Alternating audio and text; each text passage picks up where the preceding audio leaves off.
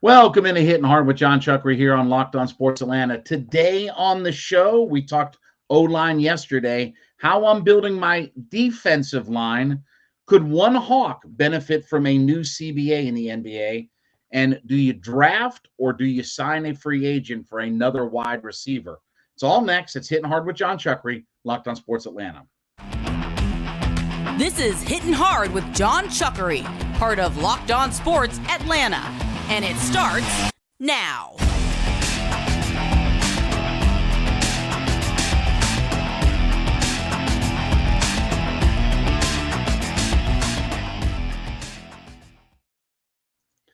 Hittin Hard is brought to you by FanDuel Sportsbook, the official sportsbook of Locked On. Make every moment more. Visit FanDuel.com/Locked On today to get started. We ask you to head to YouTube.com, put Locked On Sports Atlanta into your search browser. When you get there, hit that subscribe button, leave us a comment. We are free and available to download on all of your favorite podcast platforms, including Spotify, Odyssey, Apple Podcasts. Roku and Amazon Fire is two additional ways that you can get all of our great content, and then give me a follow on my personal Twitter page at JMCH316. So we talked about the offensive line yesterday. So here's how I would build my defensive line. And this is the important part, right? So number one, my number one free agent target in all of the offseason, no matter position, no matter what, would be Javon Hargave, a guy who can be a double-digit sack guy in the interior of this defensive line. Now, I don't particularly like the edge rush class of free agents. I like more of the second-tier guys, Justin Houston and Ngakoue. I don't like the Marcus Davenports or the Jadeveon Clowneys or some of those guys that are at the considered the top level guys. I think you really overpay for some of those guys. So my number one target would be Javon Hargave to pair him up with Grady Jarrett. But if I couldn't get a Hargrave, somebody like a Draymond Jones, and I say Draymond Jones more than Dalvin Tomlinson, simply because I think that Draymond Jones is a better pass rushing interior offensive lineman. Tomlinson is a guy that really disrupts things. He's not probably a closer, but he really disrupts the interior of your defensive line. But if I'm looking for maybe a guy who's a little bit better closer, then Jones is that guy. Draymond Jones is probably a little bit better closer. That's maybe the biggest difference between those two. But I'll sign a high caliber free agent interior defensive lineman to partner up with Grady, who's never really had that guy standing next to him that is a game wrecker. But if I could get my hands on Javon Hargrave, no matter the cost, and if I have to overspend on him, I'll overspend on him. I'll back up the Brinks. In fact, wherever he's living, I'll back a dump truck up to his house, back it up in the driveway, okay, one of those big, dump trucks that lifts up, and I'll pull into his driveway, and I raise that dump truck up, and I just pour cash on his driveway. And it just makes like how those big piles of mulch that you have delivered, to your driveway, it'd be that in cash. And then he could just take it and shovel it and put it in a wheelbarrow and take it inside the house. So I'll back up the Brinks truck for him. But I do want a high caliber defensive interior lineman to partner up with Grady, because I'm not as impressed with the edge class in free agency. So once I have my defensive lineman standing next to Grady, okay, we've got Lorenzo Carter in place. I said that, about a month or so ago on the podcast. I like that move. I like him being a rotational guy, okay? Now, the other thing that I do is, assuming that I can get Caleb McGarry's deal done, then I go into the draft at number 8 and I get my defensive edge player. I get Tyree Wilson or Miles Murphy or somebody like that. Maybe potentially a Keon White. Some people think that would be a little bit high, but if he's a first-round talent, he's a first-round talent. So I'll go get my defensive end or defensive edge player, if you will, at number 8. So then I've got my big-time free agent interior guy, Grady Jarrett. I've got Arnold Ebiketie, who we've talked about. I think there's more pressure on Ebiketie. And I know Desmond Ridder is a popular choice, but, well, Desmond Ritter's got to step up. Yeah, but if Desmond Ridder doesn't step up, you can get in the quarterback business. If Ebiketie isn't a player, then we start spinning our wheels about, okay, we still can't fix any of the things that really ail us. So Ebiketie, I think, has the most pressure on him to step his game up and be that competent edge player. So I start Ebiketie right from scratch, all 17 games on one side. I take my number 8 pick on the other side, my big-time free agent signing in the middle, partnered up with Grady. And then I also sign, I've got Carter in place. Then I also grab a Justin Houston, a Yannick Ngakoue, and those guys become maybe more rotational players. Now, Houston probably fits that mold more than Ngakoue, because I do think that Ngakoue is going to look at starter type of money. Now, if I do sign Ngakoue, maybe if Ebiketie gets off to a slow start, maybe if the number 8 pick isn't quite ready yet, then I could start Ngakoue right from the jump. I could have him right from the jump. He started 15 games last year. I could go put him in right from the jump. But one of those, even if it's just more of a specialty guy, even if I sign a Justin Houston and he's mostly a third down guy, I'm good with all of that. But guys that are in the rotation.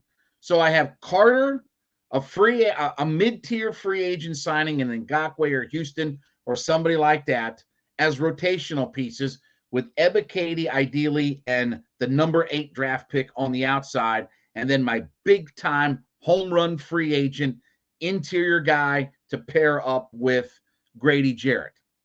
And if I can have all of that, if I can put all of that together, and certainly the cap is feasible. These are guys that are free agents and draft picks. I'm not giving up capital to trade for this guy or that guy or whatever like that, right?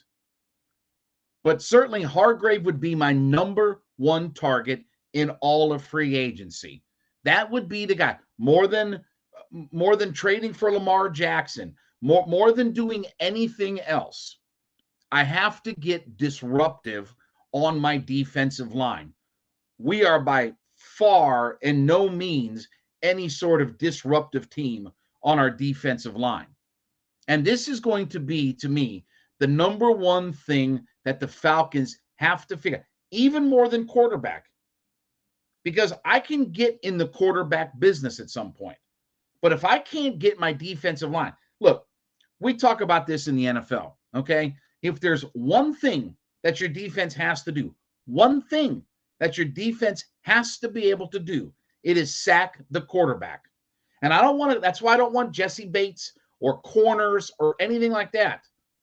I had a caller on I was filming on the morning show. Caller said, well, if we have, a really good corner to partner up with AJ Terrell, we can get coverage sacks. There's no such thing as a coverage sack. That's mythology. You get sacks because guys come off the edge and they disrupt the offensive line of scrimmage. That's how you get sacks. That's the only way that you get sacks. All of that other stuff is mythology. It's folderol, right?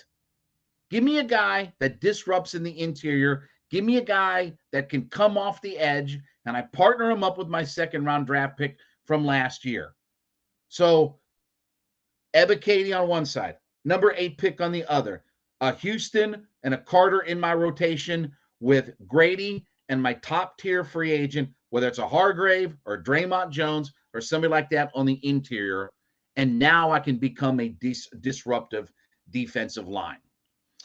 All right, let's talk about our friends over at FanDuel. Listen, FanDuel is America's #1 sports book. And when you go to FanDuel.com today, you can claim your no-sweat first bet where you can get as much as $1,000 in bonus bets if your first bet doesn't win.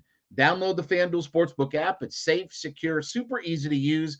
You can bet on everything from prop bets, money lines, point scores, and you can combine your bets for a bigger payout with the same game parlay. So head to FanDuel.com/lockedon, FanDuel.com/LOCKEDON, and claim your no sweat first bet where you can get as much as $1,000 in bonus bets if your first bet doesn't win.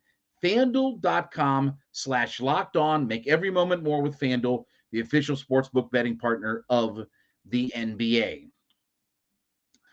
So I was reading an article in Forbes online and talking about the new CBA that is being proposed. And, there's an opt-out date by the 31st of March. So the NBA is trying to get this thing done and get it done very quickly before the end of the month.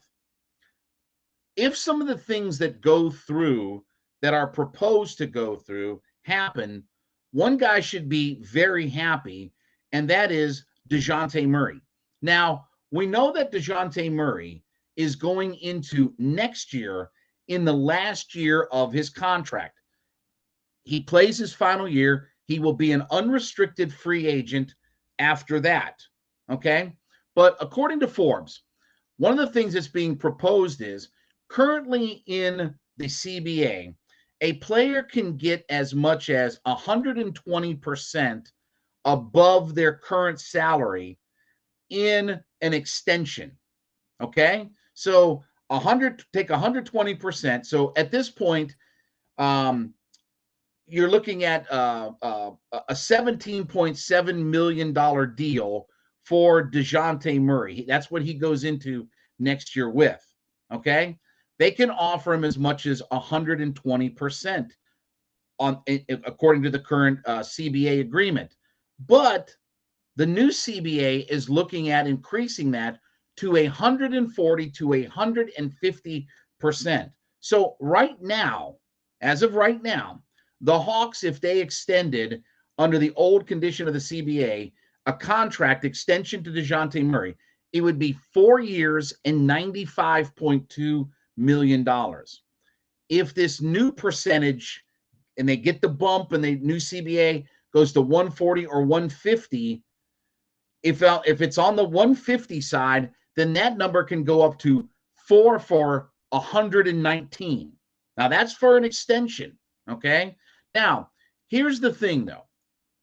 They say in the article that even if Murray gets that kind of extension, say it's 4 for 119, and I got no problem with that, paying Dejounte Murray good money, it would still make him the 14th highest paid point guard in the league, right? 14th among salaries and stuff like that. So I think realistically that it's going to be a situation where Dejounte Murray tests the free agent market. Why? Why is he going to potentially test the free agent market? And look, Murray right now, 21 points, 6 assists, 5 rebounds a game, okay? Here's what he's looking at. If the cap goes up to $140.7 million, that's supposedly what is being estimated as the new NBA cap for next year for the 2024 season, 2025 season. It would be $140.7 million, okay?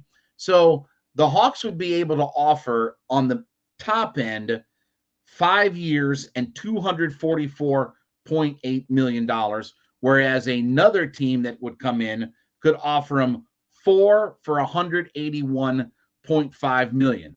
So even if some team, if he goes on the open market, another team can offer him, the Hawks can offer him the 5th year with the bird rules and all that kind of stuff. But you're looking at 5 years and another $250 million. Now, I don't know if Dejounte Murray's that valuable of a player, but certainly is he not in line to get even a bigger contract than what a John Collins has? I mean, you look at guys like Jalen Brunson and people like that. Could he not make more money than even a Brunson? I mean, you're talking probably about a $30 million a year player on your cap. Now, to put that in perspective, Trae Young, who's going into his supermax years, right? He's going to go, he's about $40 million right now. I think he goes up to $47 million next year. So he's going to run you over the next few years, $46 to $49 million on the cap. Could Dejounte Murray be a $30 million player in that market? Oh, absolutely he could. So Would I love to just be able to extend Murray? If it's 4 for 119, I got no problem with that. But if he tests free agency and he gets a deal from another team, but the Hawks can offer him the 5th year, then it gets kind of dicey. Because do the Hawks want to go into that almost $250 million realm over 5 years for Dejounte Murray? Yeah, that gets awfully expensive at that point. Because now we're talking about, okay, what do you do with Hunter? What do you do with Collins? What do you do with Capella? And I do think look, Bogey's not going to take his player option, okay? He's going to shop his wares on the open market. So that's not a problem. If he walks and he goes, okay, I'd rather have Bogey leave me than put $18 million on the cap for his player option. Because now we're really going to get into serious luxury tax mode, okay? So I'm hoping that the Hawks could find a way to extend Dejounte Murray. I hope Murray doesn't hit free agency. If he hits free agency when all is said and done, it's going to cost the Hawks a lot. And he may well do that. And that's why this is all so important.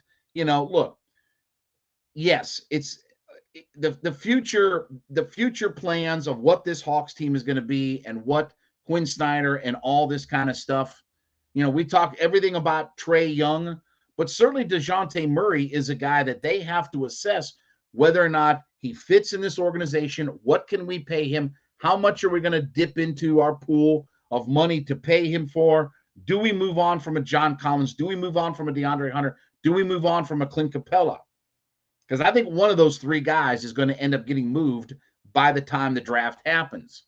And now if you move one of those guys, now maybe the blow of either extending Dejounte Murray potentially, or if you have to dip in the free agent pool where you re-sign him as a free agent, you kind of free up some more money.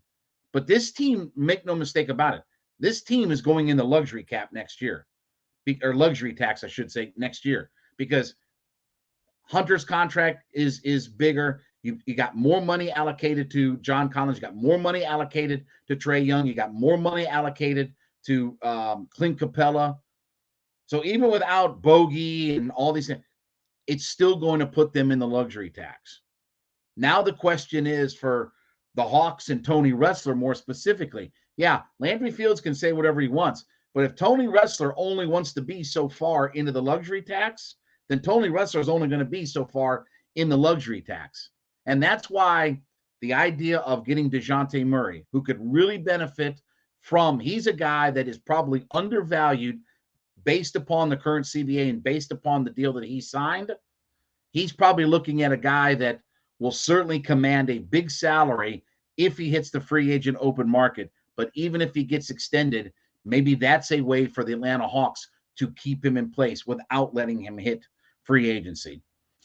All right, let's talk about our folks over at Built Bar. Listen, new year, new you, right? We're all trying to get in shape. We're trying to eat a little bit healthier. We're looking for those snacks, lower sugar, lower carbs, lower calories, but we want the high protein aspect of it as we're working out, right? Built Bar's got you covered. So you can go to built.com today, check out their wide selection of all the different products that they have, all of the new flavors that are coming online, whether you want the traditional protein bars, whether you want the marshmallow or the protein-infused marshmallow puffs, either one, they're great. But listen, now you can go to either Walmart in the pharmacy section and pick up a box of Built Bars, or you can head over to Sam's Club and pick up a box of Built Bars. So whether you want to go the brick and mortar route to the store and get your box, or you want to go online to built.com and check out what they have, either way now you have more options available to get your hands on Built Bars.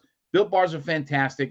130 calories, 17 grams of protein, but only 4 grams of sugar. So pick up your box of Built Bars today, either at built.com or Sam's Club or Walmart.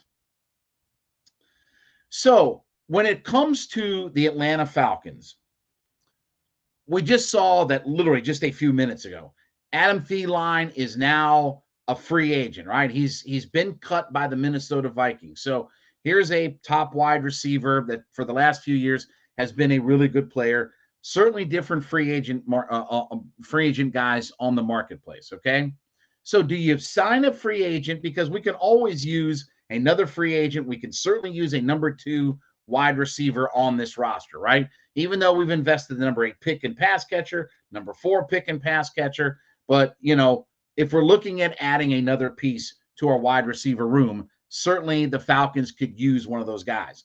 Now, what do you do though? Do you go the free agent route or do you draft somebody? Okay. I'm all about drafting. Couple of reasons why. If you look at last year, the top 20 yardage wide receivers or pass catchers, let's broaden it to pass catchers.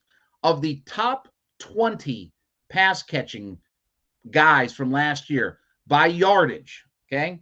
Only one guy, and I believe it was only one guy, Christian Kirk, was a free agent signing. Everybody else out of the top 20 yardage leaders at pass catcher were either drafted by their team, or they picked them up in a trade. That's Tyreek Hill, right? One of the top guys in that was a trade, or you go with Jefferson or somebody like that. Diggs was a trade, right? So it's either trade or draft is where you get all the big yardage guys from in the NFL, not from free agency. And the problem becomes that you way overpay for free agent guys like that maybe don't match their production or maybe peaked in that year. So I am all about drafting when it comes to grabbing a wide receiver, okay? I am all about drafting a wide receiver. Now, not first round, not second round, not third round. Find you somebody 4th, 5th, 6th round, whatever like that, and draft them. Again, like a Russell Gage type of player, right? Who maybe he wasn't a tremendous number 2, but he stepped into that role and did some good things as a number 2 wide receiver. But if I'm thinking about this, I don't necessarily need a legitimate number 2. I've got Kyle Pitts and I've got Drake London. Those are kind of 1A, 1B. I'm looking for somebody. Zacchaeus could be a slot guy and he's in the mix, but I don't need to have somebody who can be a legitimate number 2 wide receiver. I got one guy on one side, Drake London on the other, and that's my big time guys. I'm going to have Kyle Pitts in the mix of all of this. So rather than overspending for a free agent wide receiver, I would much rather go the route of drafting a guy. Now you could put, again, we can argue about the names and who's, what name is on the back of the jersey and all that kind of stuff, and I haven't perused who's going to be available 4th round, 5th round, whatever like that for wide receivers yet. But certainly I would much rather go the route of drafting a guy, drafting a Russell Gage type of player and developing him and making him a part of the offense, because I've got London, I've got Pitts, I've got high draft capital in those guys. And those guys are going to be my primary targets. Those guys are going to get tons of targets. We saw Drake London at the end of last year. Desmond Ridder and Drake London had a really good connection with one another, and there was a lot of targets there. And certainly when Kyle Pitts comes back, he's going to get targeted probably over, I would guess this year he'll probably be over 110 to 115, 120 targets this year, because I think they'll use him, and I think that this has got to be his big year.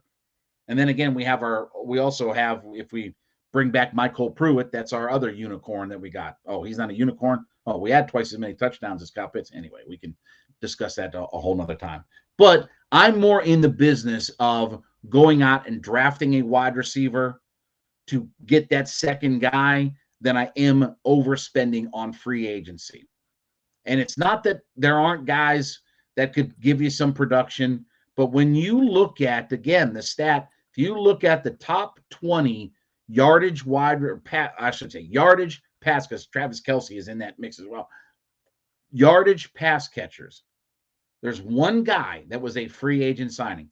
Everybody else, trade, draft. So that's the better route to go. And I'm using history as my guide, and I'm not overspending Just because we have money doesn't mean we have to spend it foolishly. Just because we've got dollars under the cap, and this is why you get into why you have lots of cap space, because you don't draft well or you don't pick your personnel very well. And that's why we have all this cap space. Having cap space in the NFL is not a good thing. It means you probably didn't draft well or develop players very well.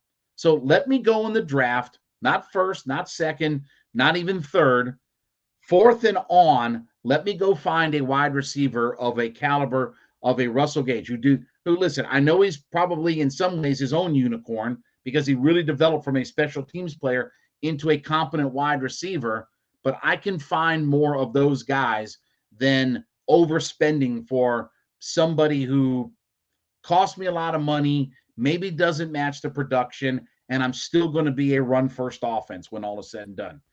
I'll allocate my dollars on offensive line, defensive line, cornerback, on all those more premier positions than wide receiver in free agent dollars. All right, well, thank you so much for making Hittin' Hard with Jon Chuckery your first listen every day. Make sure you make Locked On Sports today your second listen. Biggest stories of the day, instant reactions, big game recaps, and the take of the day. It's available Odyssey, YouTube, Spotify, wherever you get all of your favorite podcasts from. We ask you to head over to youtube.com, put Locked On Sports Atlanta into your search browser. When you get there, hit that subscribe button, be a part of our community, trying to get to 6,000 folks on our YouTube page. So give us a comment, leave us the comment there, and hit that subscribe button. We are free and available to download on all of your favorite podcast platforms, Spotify, Odyssey, Apple, wherever you get your favorites, you can download us for free. Roku and Amazon Fire is also where you can catch us on all of these platforms. Grab our great content there, and then give me a follow on my personal Twitter page at JMCH316. We'll be back with you on Monday. This has been Hittin' Hard with Jon Chuckery, Locked On Sports Atlanta.